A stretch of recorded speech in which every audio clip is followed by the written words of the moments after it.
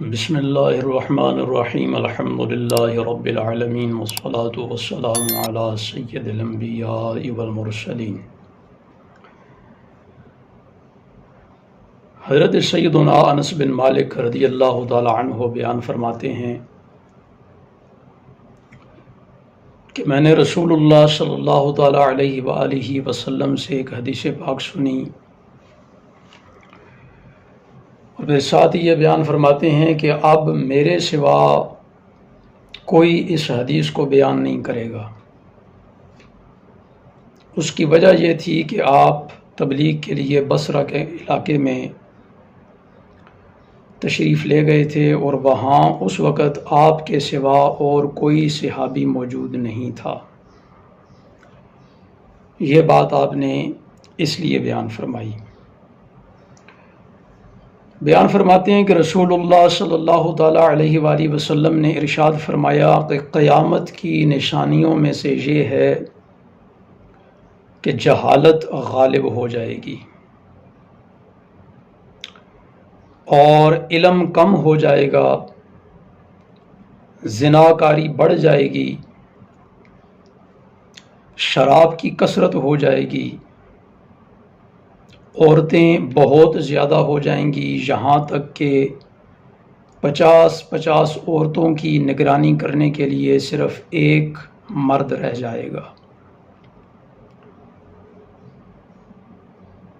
یاد رکھیں کہ قیامت کی نشانیاں احادیث مبارکہ میں بہت زیادہ بیان کی گئیں۔ 20 کی تعداد میں قیامت کی نشانیاں بیان کی گئیں۔ کچھ نشانیاں بڑی ہیں، کچھ چھوٹی ہیں، کچھ کو علامات صغریٰ کہا جاتا ہے، کچھ کو علامات کبریٰ کہا جاتا ہے۔ اور اس دور کے اندر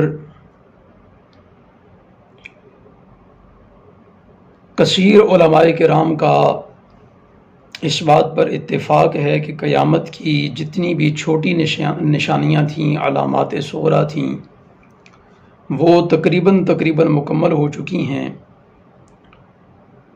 اور علامات کبریٰ جو قیامت کی بڑی نشانیاں ہیں ان کا واقع ہونا ابھی باقی ہے۔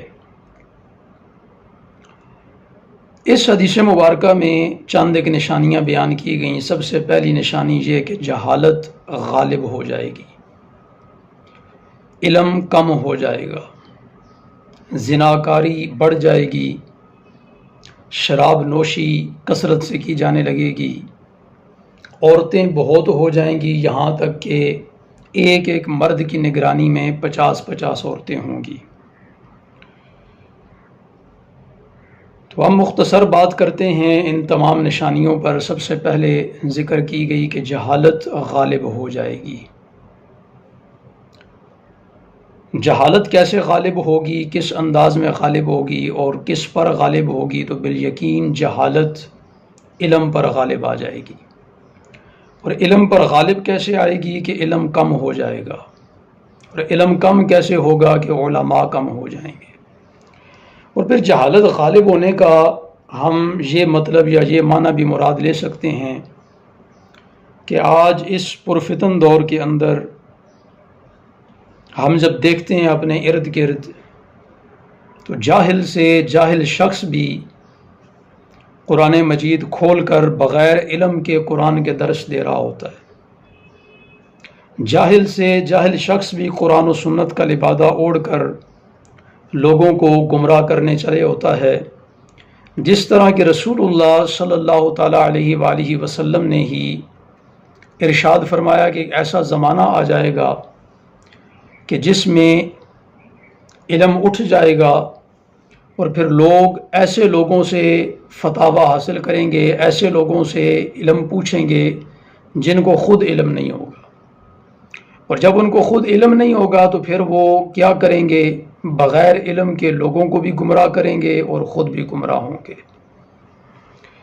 تو اللہ رب العزت ہمیں ایسی جہالت سے بھی محفوظ فرمائے اور صحیح معنوں میں علم حاصل کرنے کی توفیق عطا فرمائے۔ اور پھر علم کا کم ہو جانا یہ بھی قیامت کی نشانیوں میں سے ہے۔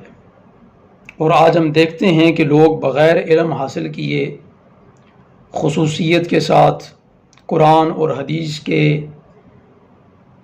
بڑے اہم مسائل کے اندر اپنی رائے پیش کرنے کی کوشش کر رہے ہوتے ہیں، حالانکہ ان مسائل میں قرآن و سنت کی حتمی رائے موجود ہے۔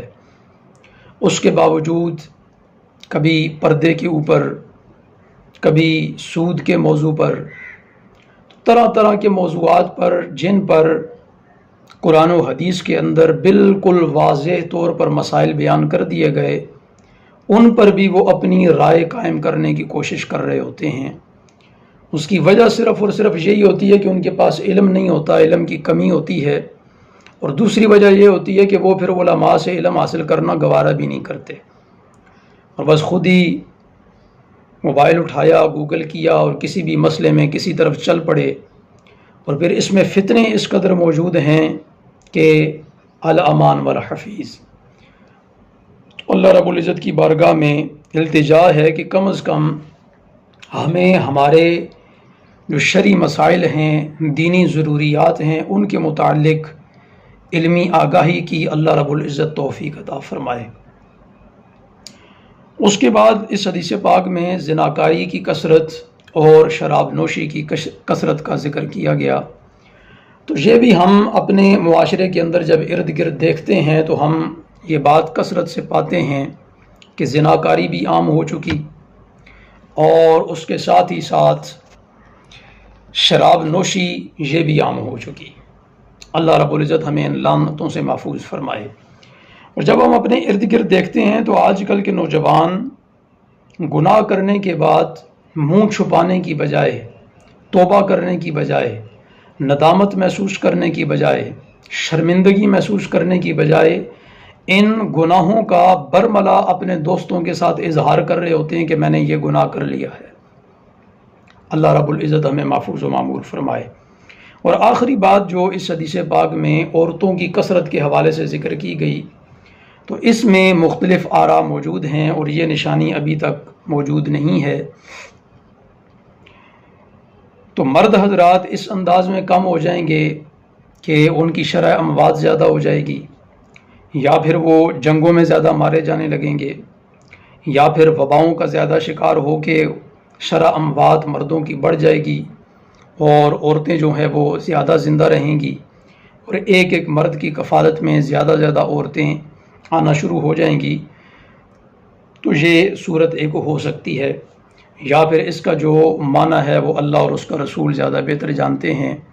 جو غور طلب باتیں ہیں وہ یہ کہ جہالت غالب ہو جائے گی، تو ہمیں اللہ رب العزت جہالت سے محفوظ فرمائے، اور کسی بھی علم کے اندر ہمیں خصوصاً دینی معاملات میں، مذہبی معاملات میں علماء سے رجوع کرنا چاہیے۔ علماء سے اس مسائل پر، تمام تر مسائل پر، خصوصاً جو ضروریات دین کے حوالے سے ہیں، اللہ رب العزت ہمیں علماء کی رہنمائی میں ان تمام تر مسائل سے مکمل آگاہی عطا فرمائے، اور دینی علوم حاصل کر کے اپنی زندگی بہترین انداز میں گزار کے اپنی آخرت سنوارنے کی اللہ توفیق عطا فرمائے۔